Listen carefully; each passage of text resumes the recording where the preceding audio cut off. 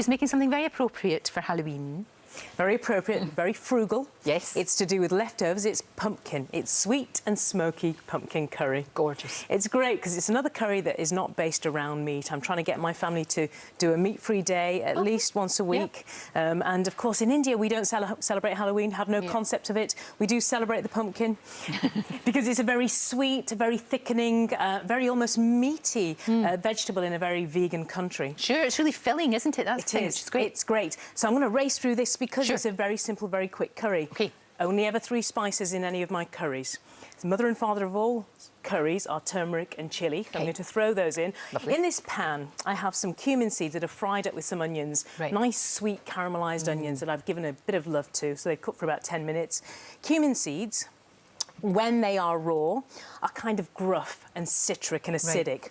Once they fry, they become very nutty, and it's almost the smell of a wood smoke that I know get what you from it. mean. Yes. So I always think it's kind of like a wood fire in a pine forest. It's beautiful. So into that, I'm going to toss my pumpkin leftovers. You toss your pumpkin leftovers. Listen, they can be shredded. They can be, you know, in big chunks, whatever the children have done or you have done. Into that are 3 spices. Well, in fact, the first spice is in there. Turmeric, which is the defining flavour of Indian food, really. It's kind of that earthy undertone. A bit of chilli, not for heat, but for smoke. Stir that in. And, of course, there's recipes on the website. Of course, yes. So although I'm hurtling through it because it is a quick curry, add a little bit of water if you start to panic, and you want to just let that simmer until the pumpkin's soft. Right. So I've got one here that is already softened. But before I get to that, I want to add in the seasoning. Now, whenever we season an Indian food, we consider salt, touch of salt. Okay. We don't use pepper, but we do think about sweet. So to bring the sweetness out of the pumpkins, a little bit of brown sugar. Ah, okay. You see? Right.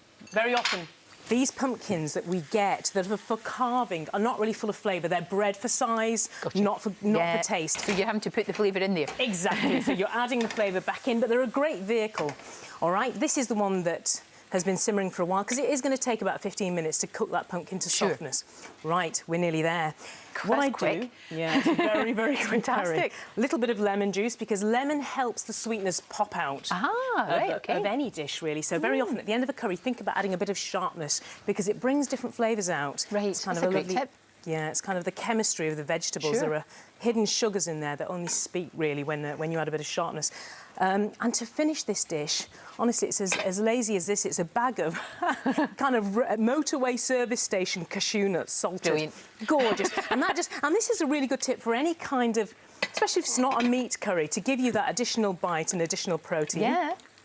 This is rice that I've done earlier. 1 cup of rice to 2 cups of water. I remember you said. Do you remember? Yes, I do. Naughty step when you start to panic, and into it, I'm adding some shredded spinach. Oh. So it's kind of health by stealth again. This is really, really good for you. It's this really I know good there's for a little you. bit of sugar in there, a little bit of salt, but for goodness sake, But at least that's by your own hand. I At least can it's tell. not pre-prepared. And I have some rice.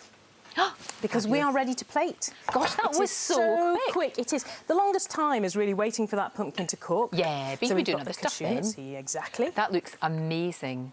Do you know, I was lucky enough last week to be in Borneo, and it was fantastic, but I had curry for my breakfast every day, whether it was with rice or noodles or whatever, and I was in my element. So this is the perfect breakfast for me. Perfect. That's fantastic. Borneo, what kind of curries? Were they hot? Yeah, well, they could be. They could be. The food was amazing. Really? It was so good. That's going to be hot to taste, but... This is incredible. And you don't. What I love about it is you don't actually miss the meat. You really don't. You don't miss it. You just. This has got so much flavour in it. Squashes are great for that. Butternut squash is a good substitute. In fact, it's a better substitute once you get past. Listen, you've got to try this. This is absolutely fantastic. I'm really glad. And I guess you could add, if you wanted to, you could put some chicken in there if you wanted to. Completely, but you don't need it. And it's training ourselves just to eat a little bit less if we can. This is amazing. I'm in my element now. I'm glad. Thank you very much. Pleasure. Thank you.